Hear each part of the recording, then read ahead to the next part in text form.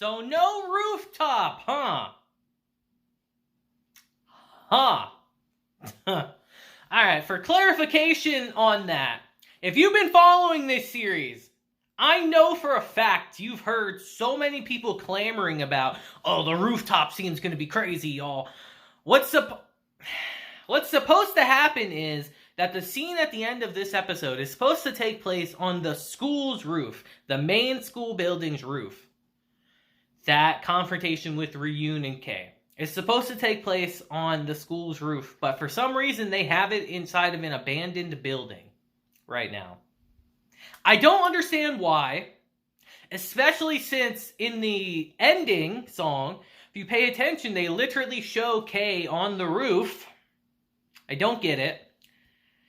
I can't fathom why they would change it, but what I think is going to happen is they're going to end up going to the roof of this building in the next episode, because at the end, we notice that Ryueen is dragging her away, so that's what I believe is going to happen, but I don't know why they changed it, to be honest. I can't process why, but they did, so I know there's light novel readers that are probably heated, like, yo, did they change the scene?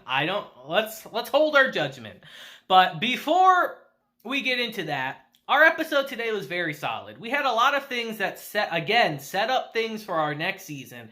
We got introduced to some characters that are going to play key parts in our next season, and it was just an overall solid episode. So without further ado, let's get into it and talk about Classroom of the Elite Season 2, Episode 11 today.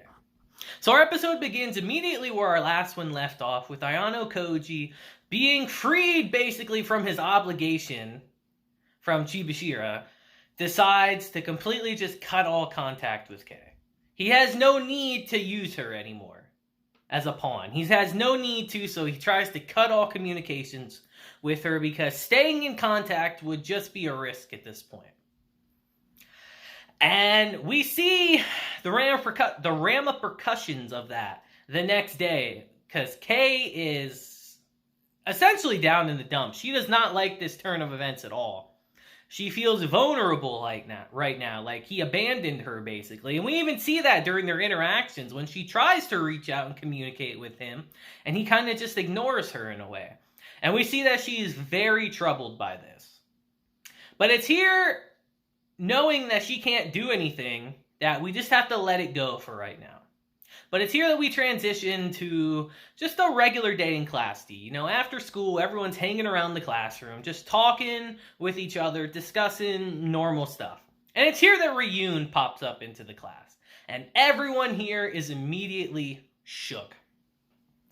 Even Pseudo gets really aggressive. It's like, yo, what the hell are you doing here? And Ryueen is just Ryueen, basically, saying, what, can I not come visit my fellow peers, my fellow classmates? What's wrong with that? And under normal circumstances, as Hirata says, yes, that'd be fine, but this school's a little different. If you guys haven't realized that by now. All the classes are enemies, so it's very weird that he would come visit all of a sudden. And like I said, everyone is on edge. And Ryueen notices that Koenji is leaving the classroom, so he actually decides to follow him. Now, Horikita, seeing this, knows that trouble is about to happen. She knows shit's about to hit the fan, so her and a bunch of other people actually chase after Ryueen, and Ayano Koji even tags along as well. And it's here that we transition to a huge group of Class C students surrounding Koenji, as Horikita and everyone else show up. And she is immediately put on edge, like, yo, what are you doing here? And Ryueen's just like, we're not doing nothing, as you can see. Me and Koenji are just having a little chat right here. And it's here that Ryueen confronts Koenji. Now, Koenji is a very good character. Let's just say that. He's a very interesting character that is kind of a lot like Ayano Koji in a way. But we're not going to see that for a while, you know? Even in the light novels, we don't really see the extent of what Koenji can do until a bit later. We'll see that soon enough. But for now, he's the oddball in Class D. And Ryueen confronts him and says, yeah, I need to talk with you for a bit, Koenji. But Koenji, being Koenji, immediately takes out a mirror and a comb, has Ryueen hold the mirror and starts doing his hair.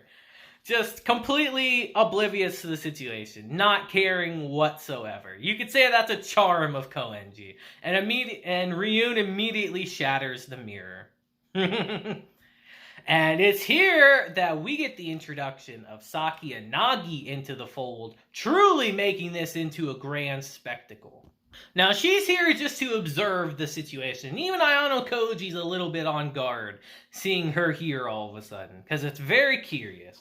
Now, Koenji at this point is just like, all right, let's cut to the chase. Like, what do you need from me here? I don't mind an audience, but let's get to the meat and potatoes of this conversation. And it's here that Koenji deduces that you're here to talk to me because you want to find the mastermind in Class D. You want to find the person who's been pulling the strings and been undermining your schemes this entire time. And of course, Ryueen agrees to that. He says, yes, that's exactly what I'm doing. And Koenji says, well, what do you have a use for me then? I have no interest in the future of any class, even my own. Koenji starts explaining that, I've done nothing for my own class.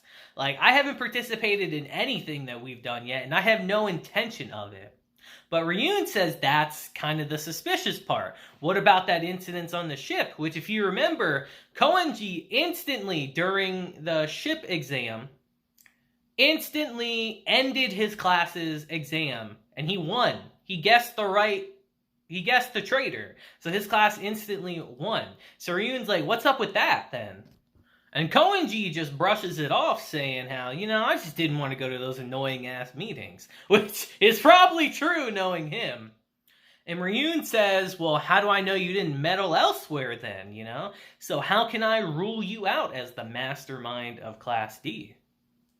And Koenji responds like, that's very true, but if you're the kind of person that would think something like that, then you're really not as smart as you think you are. You're actually stupid. Now, Ryueen in this situation, he agrees, like, yeah, I guess you're right on that. So does that mean that you're harmless right now, Koenji? Does that mean I don't have to worry about you? And Koenji immediately says, that's right, Dragon Boy. Which is a great nickname. Even Sakayanagi gets a chuckle out of it. I personally think Ryuen's more like a snake than a dragon, but it fits very appropriately. And Ryueen turns around and says, well, what if I try to decide to control you by force, Koenji? What are you going to do then? And Koenji looks him straight in the eyes and said, if you were to do something like that, I'd have no choice but to knock out every single person who came at me. No matter what, to protect my pride and honor. And Ryueen just looks at him and says, do you think you could really do that? And Koenji says, I don't see a reason why I couldn't. I'll tell you guys right now, he definitely could. He definitely could. And it's here that Ryueen realizes just how twisted of a guy Koenji really is. Twisted in a very different way than Ryueen is. Koenji doesn't talk shit for no reason. Let me just say that. And they decide to leave it at that. But Ryueen decides to ask him, alright Koenji, if you're not the mastermind, you want to tell me who it is? And we pause here for a moment, because Koenji in this moment is seriously thinking of giving away who the mastermind is. He knows. I'll tell you guys right now, he knows. Man, I can't wait to see Koenji, but he knows who it is, but he decides, well, why would I do that? That would get rid of the fun of it all. And it's here that Sakayanagi cuts in and tries to confirm that, Ryueen, I hear you're looking for a mastermind in Class D. Is that true or not? Calling him Dragon Boy yet again. And Ryueen actually gets kind of pissed off about this. He's like, don't call me that freaking nickname. And of course, being delighted by this, she naturally says it again, calls him that again. And Ryueen actually goes to attack her. He goes to freaking roundhouse kick her in the face, which is kind of wild. But it gets blocked by Hashimoto, who is going to be an important character in our next season. Again, setting up our next season. He's going to play a pivotal part in an arc, actually. But we'll leave it for that, because he blocks the kick from Ryueen. Horikita's completely exasperated with this situation. Like, you're all crazy. Like, all of you here are actually insane. Because Hashimoto literally says, no, it's no problem at all. I just tripped. And everyone goes on their merry way after that. They are all pretty crazy, let's be real. Even Koenji walks away. And Ishizaki actually looks at Ryueen and says, are we sure we can let him go? And Ryueen says, yeah, he wasn't my main focus here anyway. I didn't really have much business with him. Because you see, Ryueen knew the whole time that Koenji was not the mastermind. That was not his point of confronting him like this. His point of all of it was, he knew that if he confronted Koenji with this many people around, that a bunch of people from the class would come and try to intervene, and he knew the mastermind would be someone of them. And he was right on the money. Like, about 5 people from the class came out, and Ayano Koji is one of them. He doesn't quite know it's him yet, but he's basically there. He basically knows who it is. The fact that Yukimura actually came out too is actually a good thing for Ayano Koji. But Ryueen has basically figured out who it is at this point. And it's here that we transition to Ryueen talking with Ibuki about what they've been up to. Saying how, yeah, today didn't work out quite like I wanted it to, but it's going in the direction I want it to. And he reveals that after the paper shuffle, he's actually assigned people from Class C to follow around some important people in Class D, just to kind of get on their nerves, to make them agitated and realize that something could happen at any moment. Like, we're watching you. Like, we're always here to put them on edge of something happening at any moment. Now, Ibuki asks him, like, what is your purpose for doing this? And he just explains that I'm having fun. Because you see, after the events of this season so far, he's completely lost interest in Horikita. He was only interested in her to begin with because he thought that she was the leader of Class D. But now that he knows that there's really someone behind the scenes pulling everyone's strings, he's kind of become obsessed with it, in a way. This is his, like, driving force. He even says, this feeling, my heart is pounding so much right now. It reminds me of the first time I fell in love. He's become obsessed with finding this person because this person has piqued his interest, who's thwarted him time and time again, and he can't figure out who it is. It's exhilarating for him. He loves the thrill of the hunt, I guess you could say. And he's determined to find this person. And it's here that Ryueen starts to enact pretty malicious plan, honestly. Objectively speaking, even I can't say that this isn't fucked, in a way. It's pretty messed up, what he's doing. Because he sends 2 messages to 2 people. One to the mastermind, and one to a very specific person. And he goes into what looks like a building under construction. Not the roof. Not the fucking roof. And he starts setting up a plan. And it's here that we see that his plan worked when Kei shows up there alone and confronts him. Now you see, in this situation, Ryueen is making his kind of last stand right here, I guess you could say, against the mastermind. He brought Kei here because he wants her to spill the beans because he's figured out that the mastermind is in close contact with her a lot. That these two have close contact with each other. So he's drawn her here to try to figure out who the mastermind is once and for all. And he confronts her about that. And she says, look, I don't know what you're talking about. I don't know what Manabe and all her friends have said, but I don't know anything. And Ryueen obviously doesn't believe that. And Kei is denying everything. But it's here that Ibuki says, don't even bother. Like, we all know about your past. We know how you've been bullied into submission and all that stuff before in your past. We know exactly what happened. Everyone here knows. And it's here Kei does start getting shaken up a bit as they actually tie her hands behind her back and start questioning her. Now, Kei obviously threatens to tell people about what's happening here, but Ryueen quickly counters that you can't do that because if you do that, then that means your past is going to get revealed as well. And that's the last thing she wants no matter what. And he starts explaining, after he asks her to tell her who the mastermind is, that when Manabe and her friends were messing with you, it was this mastermind that saved you, that reached out to you.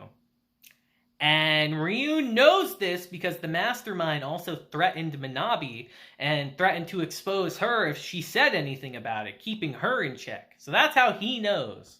But Kei refuses to rat anyone out, and she counters that. I'm not as stupid as you think. I'm only here because you can't figure out who it is. And if you do anything to me, your chance of finding this person is going to go to 0, no matter what. But Ryuen's not one to back down. He just looks at her and says, "Don't underestimate me," as he gets Ishizaki to pour water all over her. Now, this room is freezing cold.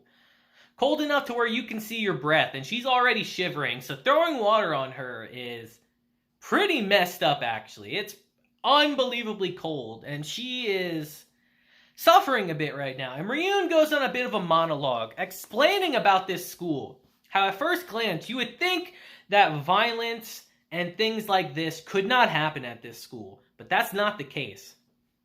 This school is different, yet again, from other schools in the fact that they have very specific rules. And you can almost do anything you want in this school as long as you know the way to do it. There are people in this school who are every day doing trial and error to see exactly what they can get away with and what they can't. And as he's explaining this, they put a rag over Kei's head and continuously keep dumping water on her. Basically waterboarding her. It's pretty fucked, actually. And the reason he's doing this is because he's trying to re-trigger that trauma of hers from the past. Of how that'll be a surefire way to get her to talk. The thing about trauma is it appears much more strongly through like a reoccurrence, meaning that if you can trigger the trauma again, it's going to hit 10 times harder. And that's his goal right here, is to thoroughly break Kei to get her to spill the beans. And it's at this point that Kei is in a very sorry state, completely vulnerable, her trauma re-triggered, and Ryueen asks her once more who the Mastermind is, but she still will not sell out Ayano Koji. And it's here that Ryueen starts dragging her away, vowing to himself that he's going to break her.